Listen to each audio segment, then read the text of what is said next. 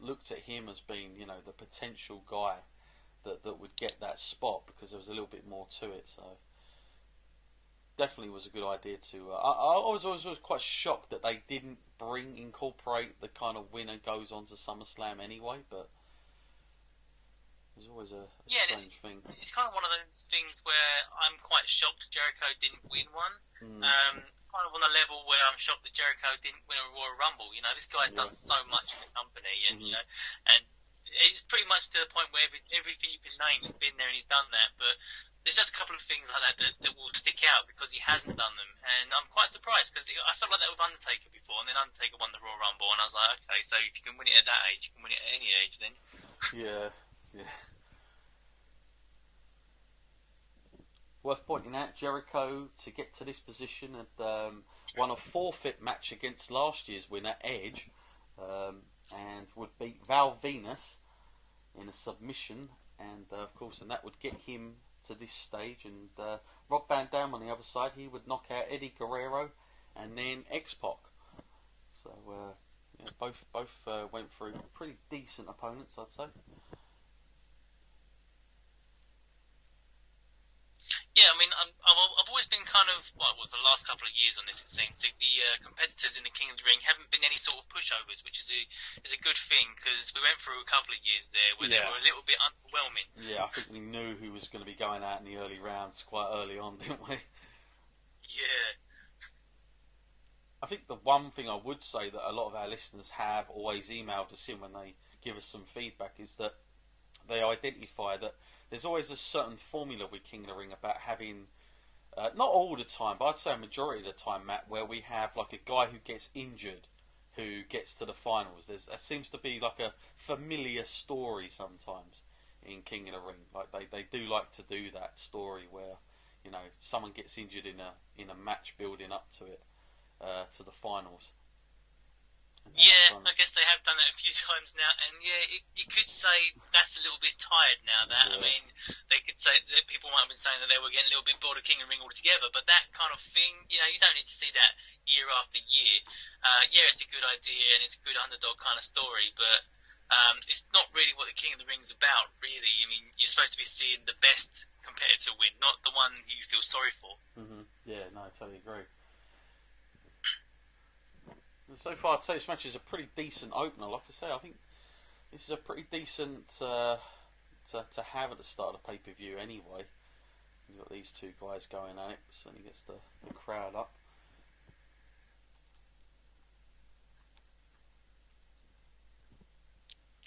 Nice little back and forth between these two guys. Little reversal. Oh.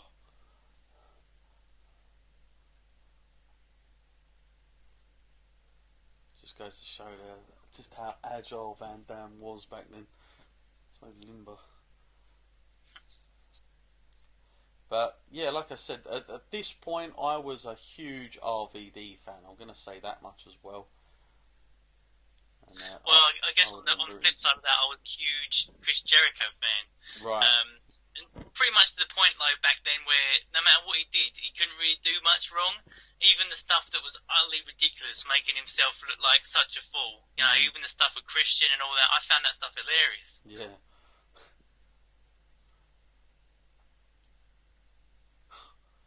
With the infamous arse cream section.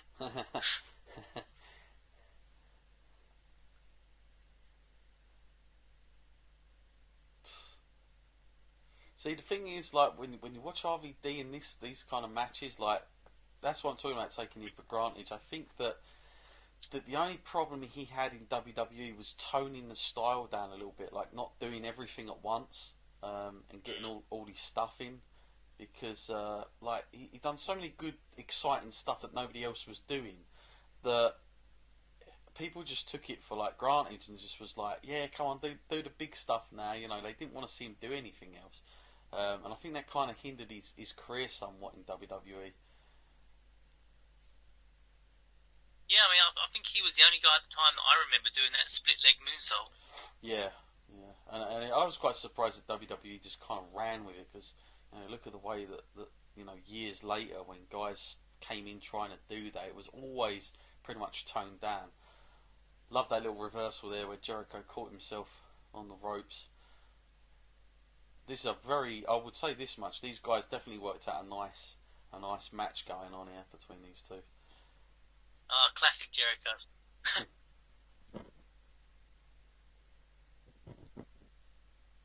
I'm surprised that didn't get the win there. I was expecting that to be over. Mm-hmm.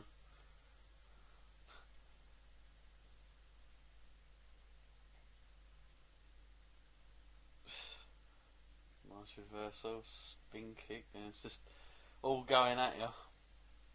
So agile to do that line so on land on your feet. Yeah. Don't know how much skill that's going to take to pull that off. Oh, thought he had it then.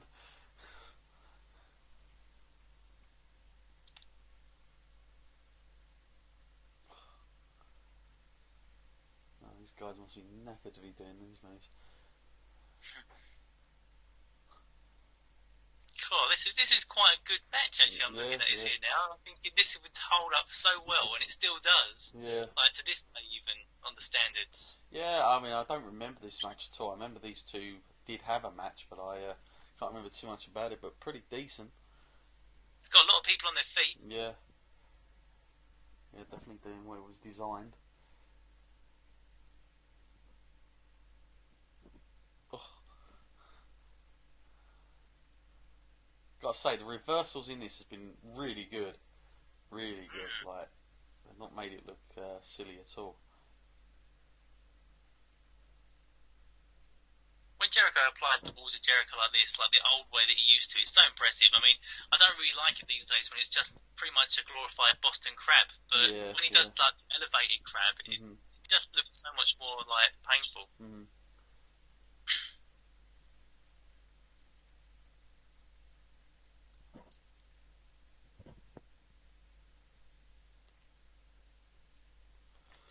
I'm almost worried now for what these two are going to pull off. Oh. Typical Jericho selling there.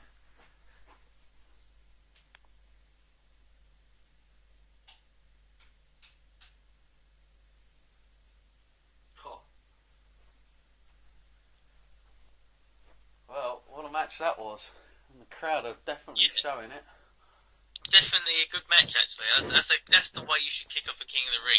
Put on one of your two top workers there like that, and you're definitely gonna have a good match. Because I think that was a genius kind of pairing as well to put them to come to this point in the King of the Ring. Because it would have been a shame if they didn't meet each other. Yeah, 100%. It's a really good match.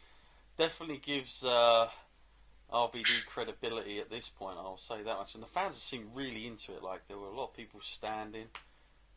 Like it, definitely a worth fight. There's Jerry Lawler.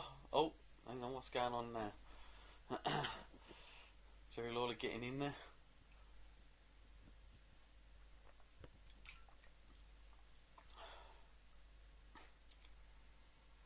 Well, we thought this is the return of Jerry Lawler to King of the Ring. This is, isn't it?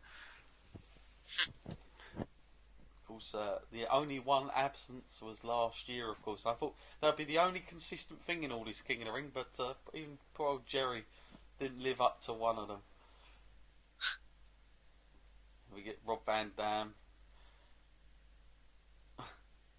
basically saying if it's Brock Lesnar or Godzilla,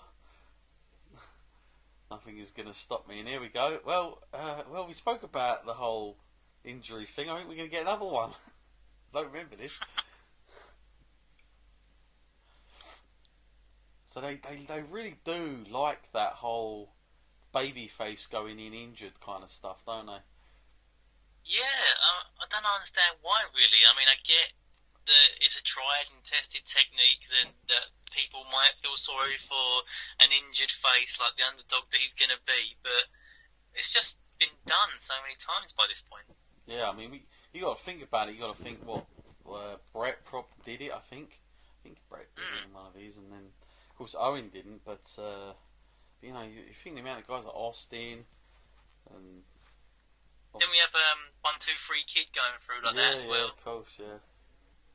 A very certain formula that they've used, and even up to this point. Typical Brock there, just laughing at it. Yeah. Who cares?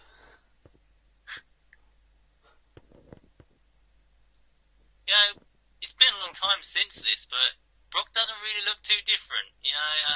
I think he's aged quite well. Mm-hmm.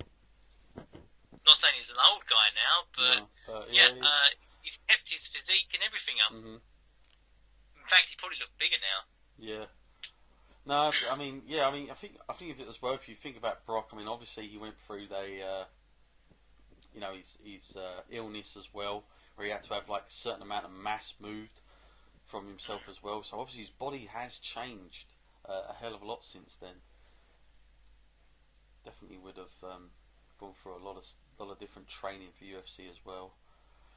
And of course, the pairing of Paul Heyman and Brock Lesnar was, I mean, obviously this time last year, Matt, we were watching Heyman on commentary, but at this point, Heyman was used as the sort of agent kind of persona with Brock, and definitely is one of those relationships that I think you put up there with like Paul Bearer and the Undertaker. It's as good as that, their relationship, and they're just kind of made for each other in a lot of ways. Okay, you up to where I'm at now, Matt, with the next match? Well, I've just seen the prototype Big Cass coming down to the ring, and it is Ted. Yeah, it's very very similar, in fact. But yeah, Test. I forgot he was in this. That he would be up against Brock, to be fair. But again, I'm trying to think where Test would have been in his career, but I don't think he was around too much longer. I think he had a spell out, didn't he? Not too long after this. Probably done his own American stuff. He kind of reached his pinnacle when he was putting that storyline about marriage with Stephanie, and it was all kind of downhill. And then before you knew it, he was calling his fans testicles. Yeah.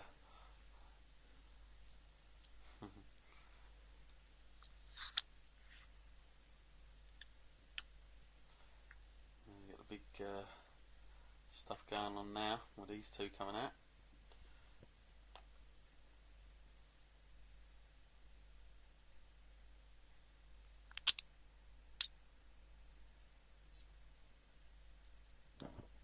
Didn't realise Test's size, I suppose, really. I don't always look at him as a guy with height. Yeah, I mean, like, compared to Brock, he's actually not far off that kind of mess. Yeah. Yeah, and now Brock Lesnar, for those of you that don't know, would have only made his debut simply after this year's WrestleMania, after 2002, which was literally coming in and sort of taking apart whoever he wanted in the ring at the time. And he, to this point, Matt, he done like a feud with the Hardys, and he kind of like squashed them. But other than that, this King of the Ring, the qualifying stage anyway, was pretty much Brock Lesnar's TV matches that we've ever seen. So he was very, very, what we call, in wrestling, green, very new to everything here. But I mean, he took to it very, very fast. Like I think we talk about Kurt Angle in a lot of ways. Like, there's a lot of guys that come in who had Brock's sort of physique, shall we say, but they definitely didn't have the kind of ability that Brock had, and not just Brock's kind of, we know he come from the NCAA, but the way Brock kind of manhandled some of his opponents was kind of like out of this world sometimes when you watched him at this time, Yeah, and it's such a great thing to see. I mean, it's a shame we don't get it these days, because this is how you make a star, isn't it? And to the point where Brock wasn't even in there that long at this point, and then he didn't have that long a spell at the top. Then he left to do whatever he wanted to do, professional football or UFC. But then straight away WWE welcomed him back because of the impact he made on his early career. At such a short time, they could be doing this right now with people like Rusev, and it just bewilders me why they don't. Yeah, it's incredible. The first stint that Brock had was only 2 years. I mean, what a 2 years that is.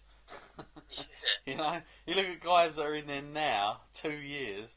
It's ridiculous comparison, isn't it? It's unbelievable.